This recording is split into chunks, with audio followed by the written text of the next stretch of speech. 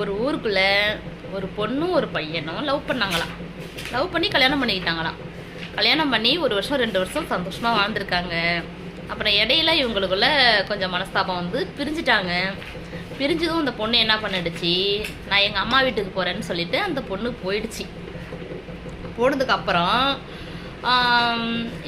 புருஷங்காரன் அவங்க வீட்டில் இருந்திருக்காப்புல. பொண்ணு வந்து அவங்க அம்மா வீட்டுக்கு போயிடுச்சு. போனதுக்கப்புறம் கோவம் தெளிஞ்சதுக்கப்புறம் நம்ம வீட்டுக்காரங்க பேசுவாங்கன்னு இந்த பொண்ணு இருந்திருக்கு. நம்ம பொண்டாட்டி எப்படி இருந்தாலும் பேசுவான்னு இவரும் இருந்திருக்காரு புருஷங்காரன். ஆக மொத்தம் புருஷங்காரனும் பொண்டாட்டிக்கு பேசலை, பொண்டாட்டியும் புருஷங்கிட்ட பேசலை, 2 பேரும் பேசிக்கவே இல்லை. அப்படியே போயிட்டு இருக்கப்போ ஒரு நாள் அவளுக்கு சுள்ளுடு கோவம் வந்துருச்சு. என்னடா நம்ம புருஷன் பேசுவான்னு இருந்தோமே, நம்ம புருஷன் பேசலையே, நம்ம பொண்டாட்டி பேசுவான்னு நம்ம இருந்தோமே, நம்ம பொண்டாட்டி பேசலையேன்னு புருஷங்காரனுக்கு கோவம். அப்புறம் என்ன பண்ணியிருக்கா, ஒரு டென்ஷன் அதிகமாக, மூளை என்ன மாதிரி கோவக்காரியை கூட வச்சுக்கலாம். கோவம் வந்து என்ன பண்ணிடுச்சு இந்த பிள்ளை, டக்குன்னு வீட்டுக்கு போய் பீரோ திறக்கிறப்ப பக்கத்துல தான் உட்காந்துருக்காப்பல புருஷங்காரன். புருஷனை கண்டுக்கவே இல்லை. போயிட்டு பீரோவை திறந்து அவங்களுடைய ட்ரெஸ்ஸு, தேவைப்பட்ட ஜாமான், அவங்களுடைய பொருளை மட்டும் எடுத்து பேக்கில் வச்சுக்கிட்டு வீட்டை விட்டு மேடம் வெளில வந்திருக்காங்க. அப்போ புருஷங்காரன் சொல்லியிருக்காங்க, உன்னுடைய பொருளை எல்லாத்தையும் எடுத்துட்டியா அப்படின்னு புருஷங்காரன் கேட்டிருக்காங்க.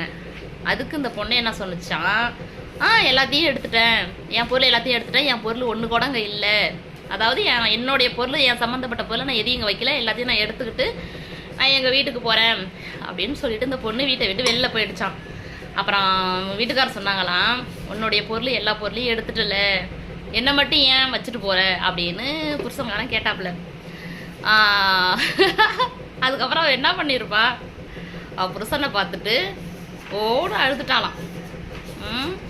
அதாவது உன்னுடைய பொருளை எல்லாத்தையும் எடுத்துட்டல, உன்னுடைய பொருள் தான் நானும், என்னை மட்டும் ஏன் வச்சுட்டு போகிற, என்னையும் கையோட கூட்டுருப்போ அப்படின்னு சொல்லியிருக்காவல.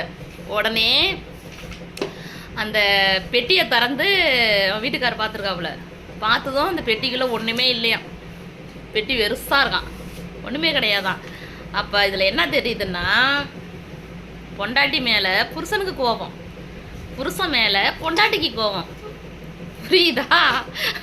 நம்ம புருஷன் பேசவே மாட்டேங்கிறானே, நம்ம இருக்கிறோங்கிறத மறந்துட்டானே, பேசலையே அப்படின்னுட்டு பொண்டாட்டிக்காரி புருஷனை பார்க்குற சாக்கில் வந்து பீரோவெலாம் துணிமணியெல்லாம் மடித்து எடுத்துகிட்டு போகிற மாதிரி ஒரு சீனு.